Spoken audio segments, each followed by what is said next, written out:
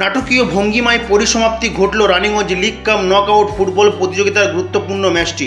সোমবার রানীগঞ্জ রবিনসেন স্টেডিয়ামে মুখোমুখি সংঘর্ষে নেমেছিলেন রানীগঞ্জ লিগ কাম নকআউট ফুটবল প্রতিযোগিতায় হট ফেভারিট অশোক সংঘ বনাম নবীন তরুণ তুর্কি ব্রিগেড শিশুবাগান অ্যাথলেটিক ক্লাব।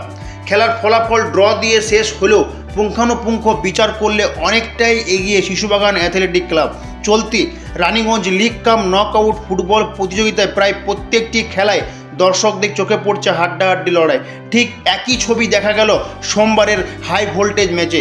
শিশুবাগান অ্যাথলেটিক ক্লাবের রক্ষণ ছিল চীনের প্রাচীরের মতো, আর সেই চীনের প্রাচীরকে ভেদ করতে অসমর্থ শিল্পাঞ্চলের সবথেকে প্রবীণ ফুটবল দল অশোক সংঘ।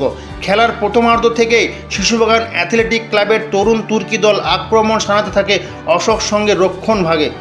গোল করার সুযোগ এলো, গোল করে উঠতে পারেননি শিশুবাগান অ্যাথলেটিক ক্লাবের খেলোয়াড়রা। তবে অশোক সংঘের মতো ফুটবল দলের বিপক্ষে বিধ্বংসী মনোভাব নিয়ে ফুটবল খেলায় উচ্ছ্বাসিত শিল্পাঞ্চলের ফুটবল প্রেমী সমর্থকেরা। শেষমেশ আক্রমণের প্রতি আক্রমণের লড়াইয়ে গোল শূন্যে পরিসমাপ্ত ঘটল গুরুত্বপূর্ণ ম্যাচটির। ম্যাচ পরিচালনা করার দায়িত্বে ছিলেন রানীগঞ্জ রেফারি অ্যাসোসিয়েশনের জাজেরা। রানীগঞ্জ থেকে কৃত্তিবাসের রিপোর্ট, খবর বাংলা।